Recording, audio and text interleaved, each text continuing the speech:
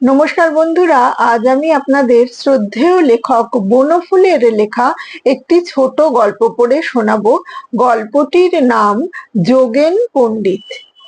হরিপুরের lower primary স্কুলের যোগেন পণ্ডিত বড়ই মর্মাহত হলেন বৃদ্ধ বয়সে। নূতন যুগের নূতন চালচলনের সঙ্গে কিছুতেই তিনি মানিয়ে চলতে পারলেন না।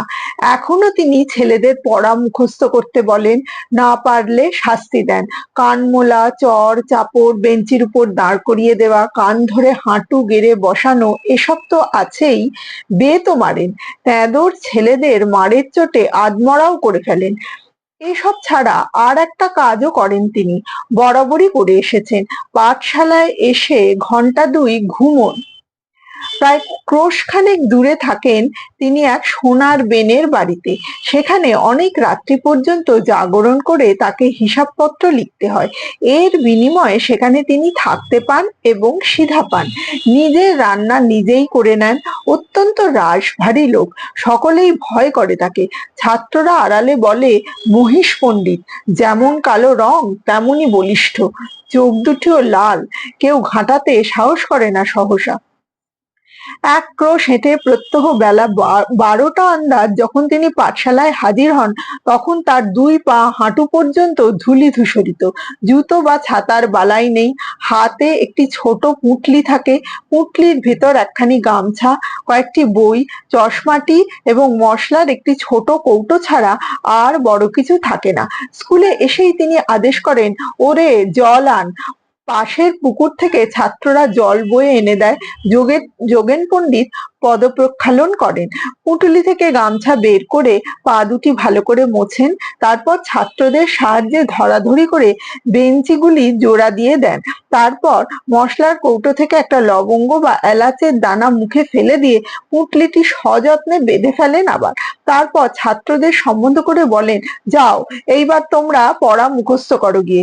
ঘুম থেকে উঠে পড়া নেব। একটি ভুল যেন না হয় কারো, হলে আর আস্ত রাখবো না।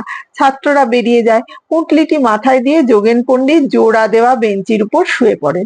পাঠশালার সামনে প্রকাণ্ড বট গাছ আছে একটি, তারই তলায় বসে ছাত্ররা পড়াশুনো করে। ঘন্টা দুই পরে পণ্ডিত মশায়ের নিদ্রা ভঙ্গ হয়। ছাত্রদের দিয়ে আবার বালতি করে জল আনিয়ে তিনি চোখ, মুখ, নাক, কান ধুয়ে ফেলেন। বিশেষ করে নাক আর কান। তার নাক আর কান দুই বেশ বড়, শুধু বড় নয়, লোমও আছে বেশ। হাত মুখ মুছে বটগাছের একটি ডাল ভেঙে নিয়ে যোগেন পণ্ডিত পড়াতে বসেন। তারপর পড়ানো শেষ করে যখন ওঠেন, তখন প্রায় দেখা যায় যে ডালটি ফেটে চৌচির হয়ে গেছে। এমনি প্রত্যহ কিন্তু একটি ছেলে ফেল হয়নি আজ পর্যন্ত যোগেন পণ্ডিতের স্কুল থেকে। প্রতি বছরই বৃত্তি পায়। বেচালও হয়নি একটি ছেলে। কারণ শুধু স্কুলে নয়, স্কুলের বাইরে তার প্রতাপ কম ছিল না। কারণ কোনো ছেলে শাসন সত্ত্বেও উপর্যুপরি পড়া না পারলে কিংবা স্বভাব না বদলালে যোগেন পণ্ডিত তার বাড়ি পর্যন্ত ধাওয়া করেন, তার মা বাপকে পর্যন্ত বকেন। ছেলে খারাপ হবে কি, তার স্কুলের প্রত্যেকটি ছেলেকে শায়েস্তা না করা পর্যন্ত তার শান্তি নেই। তিনি ছেলেদের মারতেন বটে, কিন্তু ভালোবাসতেন। কতই বা মাইনে পান, কিন্তু তার থেকেই তিনি ভালো ছেলেদের পুরস্কার দিতেন, গরিব ছেলেদের বই কিনে দিতেন। কারো অসুখ হলে বারবার গিয়ে খোঁজ নিতেন তার বাড়িতে, দরকার হলে সেবা করতেন। সংসারে তার নিজের বলতে কেউ নেই। প্রথম জীবনে বিয়ে করেছিলেন বাঁকুড়ায়, সেইখানে একটা স্কুলে পণ্ডিতিও করতেন, কিন্তু পত্নী বিয়োগ হলো, আর সেখানে থাকতে পারলেন না।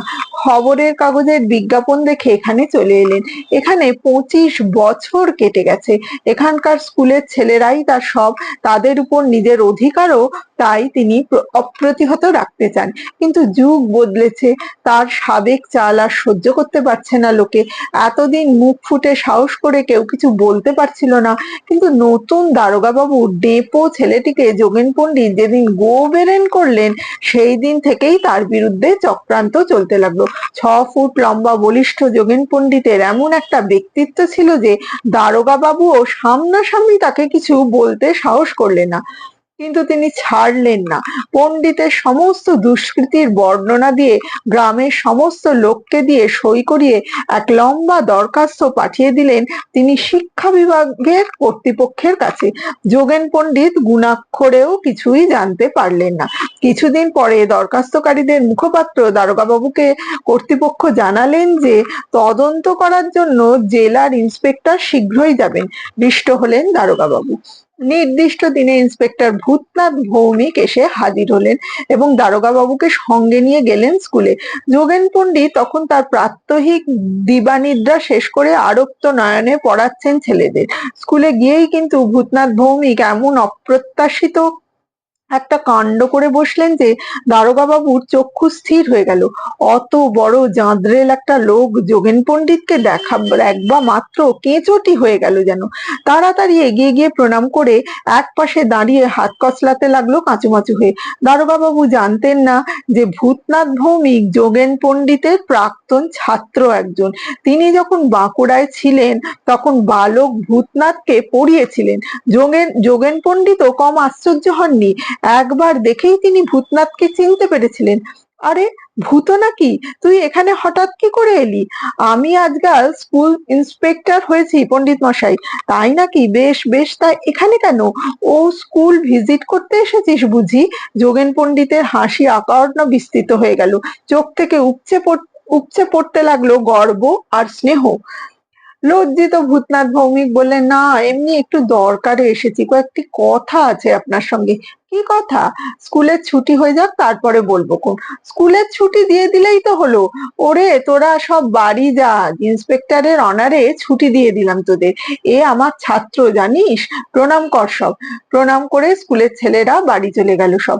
গতিক মন্দ বুঝে দারোগা বাবুও সরে পড়লেন। যোগেন পণ্ডিত তার সঙ্গে একটি বাক্যালাপও করলেন না। তারপর তোর খবর কি সব বল। বিবাহ করেছিস? ছেলেপিলে কটি? দুটি ছেলে। বেশ বেশ।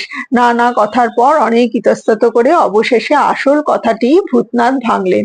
দরখাস্তটিও দেখালেন। দেখিয়ে বললেন, আমি যখন এসেছি তখন কোনো খারাপ রিপোর্ট দেব না। কিন্তু যোগেন পণ্ডিতের দিকে চেয়ে থেমে গেলেন ভূতনাথ ভৌমিক। যোগেন পণ্ডিত স্তব্ধ হয়ে দরখাস্তখানা দেখছিলেন। নিজের চোখে বিশ্বাস করতে পারছিলেন না তিনি যেন।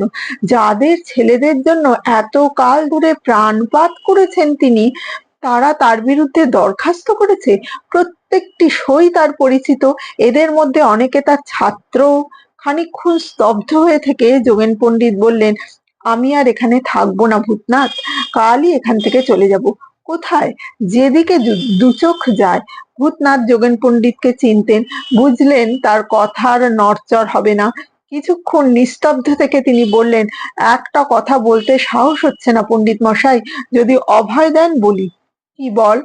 আপনি এখান থেকে চলে যাওয়াই যদি ঠিক করে থাকেন তাহলে আমার বাড়িতে চলুন না। আমি আপনাকে মাথায় করে রাখবো।